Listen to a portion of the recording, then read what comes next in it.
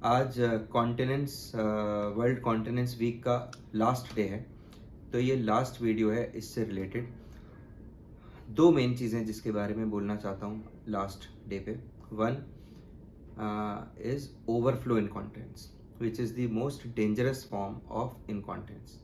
Incontinence की यदि urine leakage की कोई भी कॉम्प्लिकेशंस होती हैं तो वो अर्ज इनकॉन्टिनेंस में, इसमें और किसी में नहीं होती। स्ट्रेस इनकॉन्टिनेंस में नहीं होंगी, वीवीएफ में और लाइफ को कुछ खतरा नहीं है, सब में क्वालिटी ऑफ लाइफ प्रॉब्लम है। लेकिन ओवरफ्लो इनकॉन्टिनेंस एक ऐसी है जिसमें इन्फेक्शन हो सकते हैं और किडनी भी खराब हो सकती है। क्यों होती है ये? क्योंकि ओवरफ्लो इनकॉन्टिनेंस एक तरीके की पैराडॉक्सिकल इनकॉन्टिनेंस है जिसमें कि ब्लैडर ओवरफुल भरा होता है और तब नीचे से यूरिन लीक करता रहता है। वो किसी ना किसी रुकावट की वजह से भरा हुआ है और उस भरे हुए ब्लैडर का हाई प्रेशर किडनी तक भी जा सकता है, किडनी फेलियर भी हो सकता है और बचे हुए यूरिन में इन्फेक्शन हो सकता है। तो इन्फेक्टेड यूरिन अगर इतने हाई प्रेशर में होता है तो इन्फेक्शन बहुत सीवियर होता है, बहुत तेज़ होता है, लाइफ थ्रेटनिंग हो सकता है। और सिम्टम कई बार लगातार टपकने वाले होते हैं, कभी कभी सिर्फ फ्रीक्वेंसी की तरह होते हैं उसमें, कभी कभी खांसी पर भी उसमें भी यूरिन खांसी पर आता है। कभी कभी ऐसा लगता है कि थोड़ा देर खाली कर लें, जब तक पेशेंट अवेक रहता है, जगा हुआ रहता है, तो फ्रीक्वेंसी की तरह भी प्रेजेंट कर सकता है।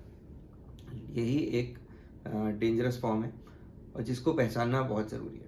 ये होता है यूरोलॉजिस्ट के पास जाकर ही, जहाँ पर भी अगर इसीलिए इनकॉन्टिनेंस का इवेल्युएशन एक बार यूरोलॉजिस्ट के पास ज़रूर होना चाहिए, जहाँ पर भी आप हैं, आपके पास में जो भी यूरोलॉजिस्ट उपलब्ध है, ताकि कम से कम इस फॉर्म को पहचाना जा सके, कैटेगराइज किया जा सके कि आपको किस तरीके की इनकॉन्टिनेंस है और उसी पर फिर ट्रीटमेंट उसके लिए डायरेक्टेड हो। और दूसरी बात जो मैं बताना चाहता हूँ आज last day of this world incontinence week, वो ये है कि पिछले 3-4 वीडियो देख कर आपको समझ में आ गया होगा कि मोस्ट ऑफ द इनकॉन्टिनेंस जो हैं कई तरीके से अपने आप टाइम के साथ ट्रीटेबल है। चाहे वो पोस्ट प्रोस्टेटेक्टमी इनकॉन्टिनेंस हो, स्ट्रेस इनकॉन्टिनेंस हो, अर्ज इनकॉन्टिनेंस, सब में जो है पेल्विक फ्लोर मसल एक्सरसाइजेस का बहुत योगदान रहता है।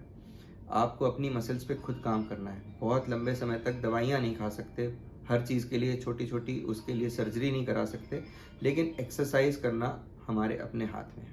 एक्सरसाइज को हम कर सकते हैं, और चाहे इसको आप योगा मान लीजिए या पेल्विक फ्लोर ट्रेनिंग मान लीजिए, कुछ भी मान लीजिए, but exercise is the most important thing in most of the incontinence forms. So बस यही दो बातें कन्वे करनी थी।